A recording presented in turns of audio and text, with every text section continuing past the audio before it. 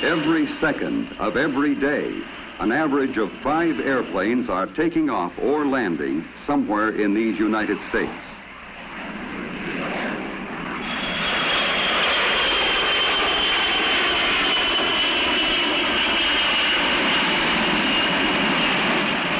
Every day, our airlines fly, on the average, a distance equal to 4 round trips to the moon.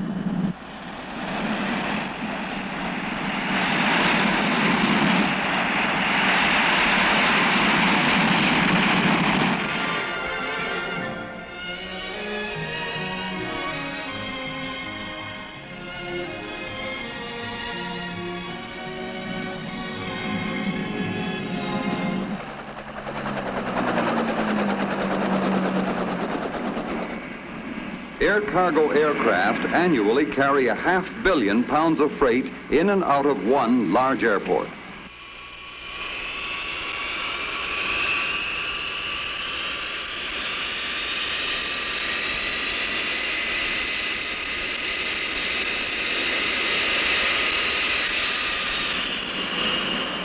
So it all adds up to a lot of activity. As many as 50,000 passengers pass through a major terminal in a day, most of them with luggage. There are going to be continually more passengers. These passengers are going to fly more miles, and they are going to fly them faster.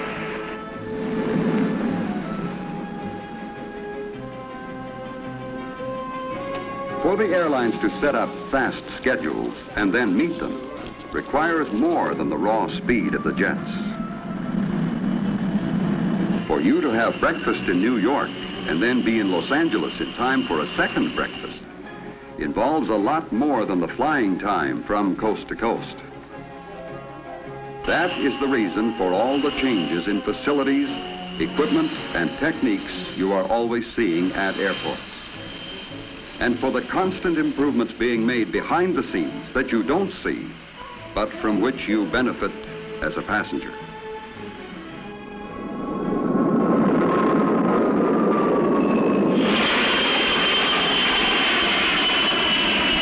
Each flight consists of innumerable, seemingly unrelated items, people, and activities that must be brought together for a temporary but specific purpose.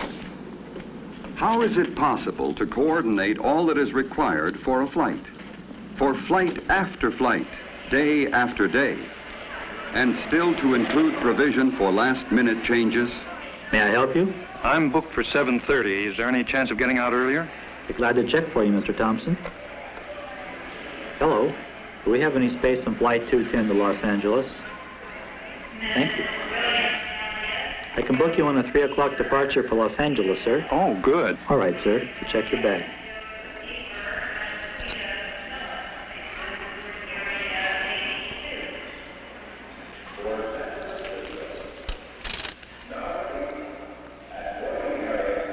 The modern air terminal is designed for passenger convenience, with services available that help make air travel an integral part of the life of a nation on the go.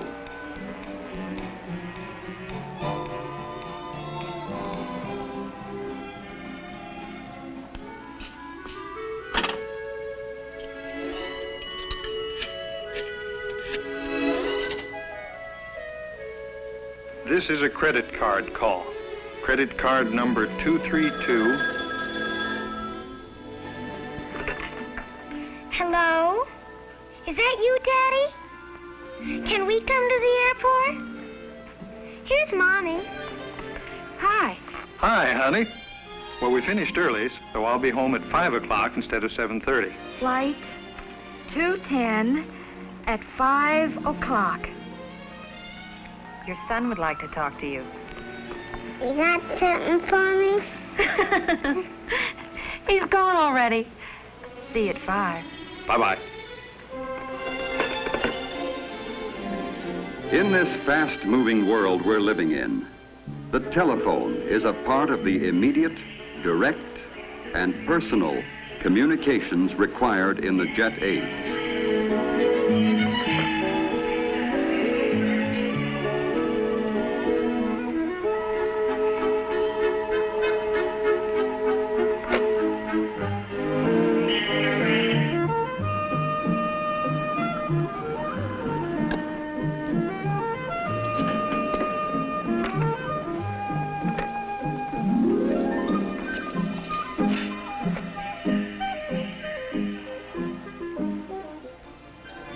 And so many kinds of information are transmitted over communication lines. For instance, the weather in Phoenix is clear and the temperature 76 degrees.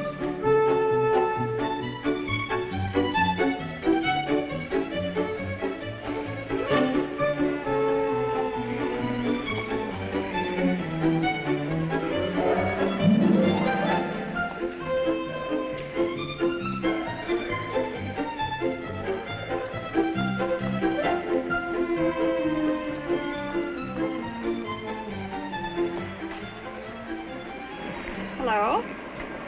Good afternoon. Welcome aboard. Thanks very much. You're welcome. Good afternoon. Hello. Hi, Hello you're there. sitting in 2D? Yes, 2D. Take your coat, okay? And your briefcase goes Thanks. under the seat. Right. Okay? most of the communications at an airport are not by passengers, but for passengers by airline personnel. And most of these communications take place behind the scenes. It starts with when you ask about reservations. Your call may be to a centralized reservations office, which serves many cities, where it goes to the first available agent in the order in which it is received. For example, in making a reservation, you could dial a local airline reservations number in Washington, D.C., but telephone equipment would automatically switch your call to the airline's reservation center, such as this one in Charlotte, North Carolina. Here, the agent has immediate access to all required information and can make your reservation immediately. Or you may dial a local number in your city, talk to an agent in a local ticket office, and that agent will check with his airline's reservation center, which may be from a few miles to the length of the continent away. Telephones and telephone lines play an important part in making airline reservations. The airlines use high-speed computers to keep a record of future reservations. Your call is probably one of 10,000 to come into a reservation center that day. But the combination of computers and high-speed communications will give you an immediate answer. Another method. If you were to stop into a ticket office for flight information, say to Chicago or New York, or even around the world, the agent would put your request for a reservation into a console, which transmits it over the telephone lines to a centralized office.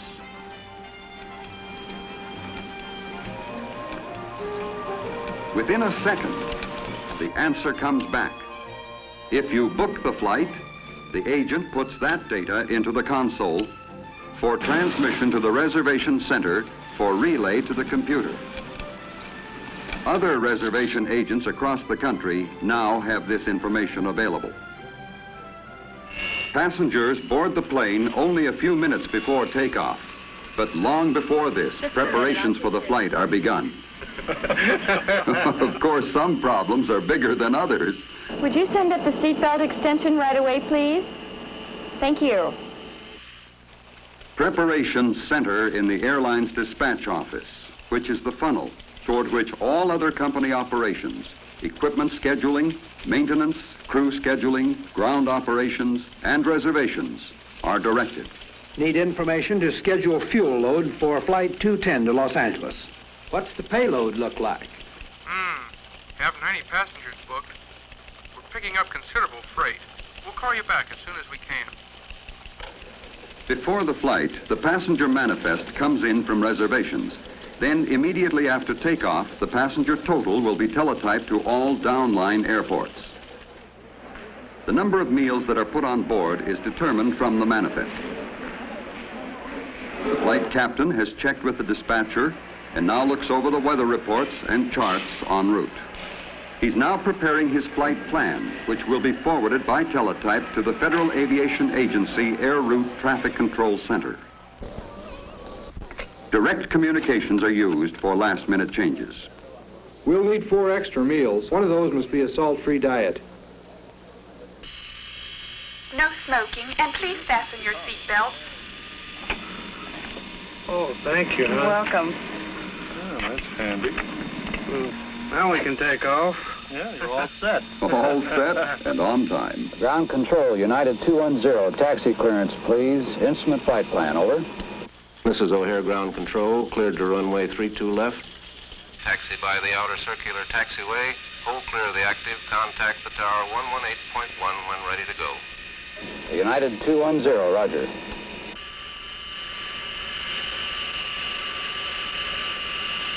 Flight 210, this is the tower. Have your air traffic control clearance. Are you ready to copy?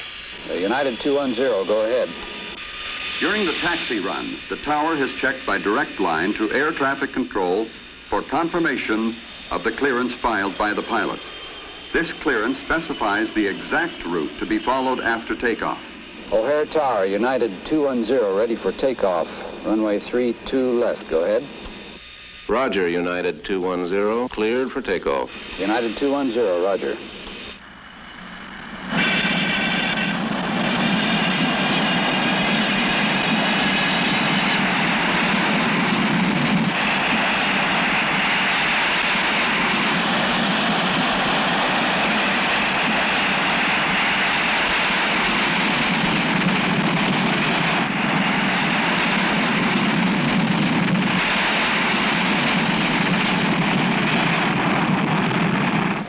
The takeoff is being monitored in the tower by radar departure traffic control of the Federal Aviation Agency.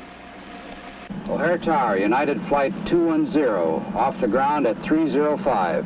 Roger, United 210, radar contact. Traffic at 3 o'clock, 2 miles eastbound. Traffic 10 o'clock southbound, 4 miles. Over. Radar departure traffic control now gives United Flight 210 current position, heading to take, altitude assignment, and reporting instructions.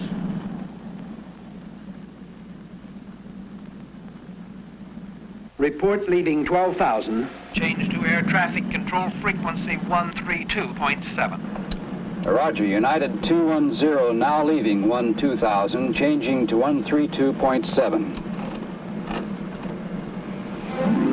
The FAA Air Route Traffic Control Center is now monitoring Flight 210 on radar. Air traffic control, United 210, leaving 13,000, heading 258 degrees. Roger, 210. Continue on course, climb to flight level 39,000. Report passing Cedar Rapids. The airlines could not operate as they do without the many means of communications, much of which is supplied by the telephone companies. A large airport requires its own communication center to handle the behind-the-scenes activity. This central office is large enough to serve a community of 35,000. Here, it handles a communications mix of teletypewriters, high-speed data lines, radio lines, television, direct lines, and, of course, thousands of regular telephones. This telephone switching equipment provides the instant communications needed by airlines and airports. Direct communications continue while the plane is in flight. Air route traffic control centers continually follow the aircraft on radar scopes throughout its entire flight, passing control from one sector to another. In this way, all traffic is kept under surveillance at all times. Flight 210, contact Denver Center on frequency 133.5 now. Roger, United 210, changing to Denver Center, 133.5. The FAA controller keeps aircraft separated by time, distance, and altitude. In addition to direct and continuous contact with the controller by radio, a pilot receives reports at regular intervals from the Weather Bureau and also can talk directly to pilots of other aircraft in the area. Each flight also maintains voice contact through AirInc, an airlines-owned communications organization, where an operator receives the message by radio and then puts it on a teletype connected with the airline dispatch office.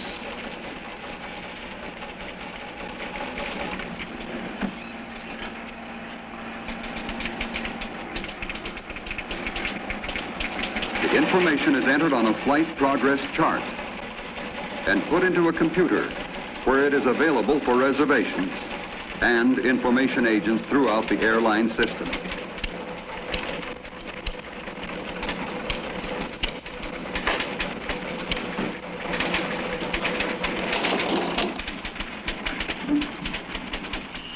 Dick, will you call Los Angeles Dispatch and advise them we will be arriving 20 minutes ahead of schedule? Roger.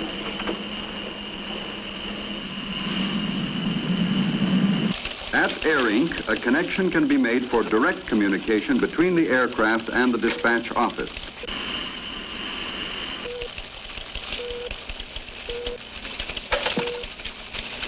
Los Angeles United 210. Advise dispatch we will arrive 20 minutes ahead of schedule. Any change in flight plan would be discussed and then announced to the passengers. This is your captain speaking, ladies and gentlemen. We've been pretty fortunate with the air currents up here today, and we'll be landing Los Angeles 20 minutes ahead of schedule. Thank you. Almost as soon as the passengers find this out, the information is available half a continent away. Flight 210 is reported 20 minutes early. It is now scheduled to arrive at 4:35 p.m.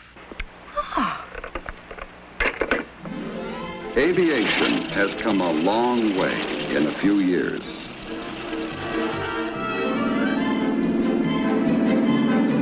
And communications also have come a long way in a few years.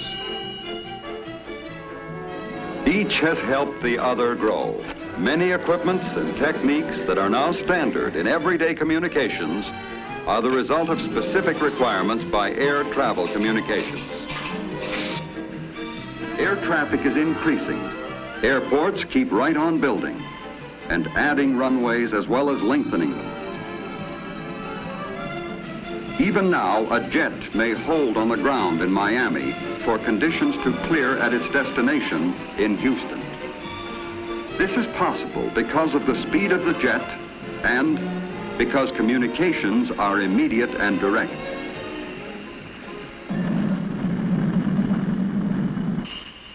Gear down, banner back. Los Angeles approach United 210, outer marker inbound. Roger, 210, clear to land. United 210, clear to land.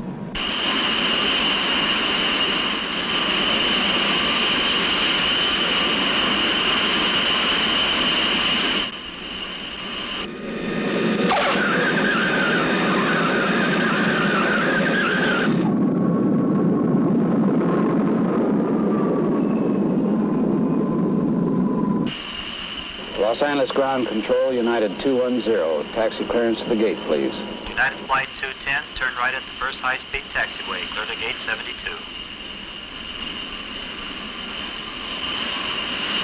Flight 210 now arriving at gate 72. Is that Daddy? Yes. Come on, children. When you fly, there's a lot of talk by a lot of people about your trip. When you make a reservation, you are provided with immediate information as to the status of your flight. As a passenger, it's just a matter of boarding the plane and enjoying the trip. While in the air, your aircraft is in constant touch with many sources of information. This is all because, along with your reservation, you also reserve the benefits of modern communications.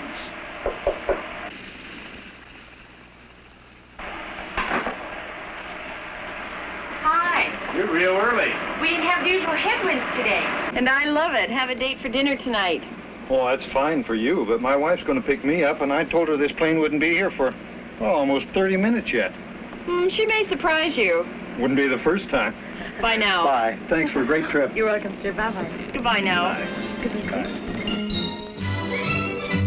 That was a wonderful meal. Thank you. Come back again real soon. Good job. Being so nice. Good evening.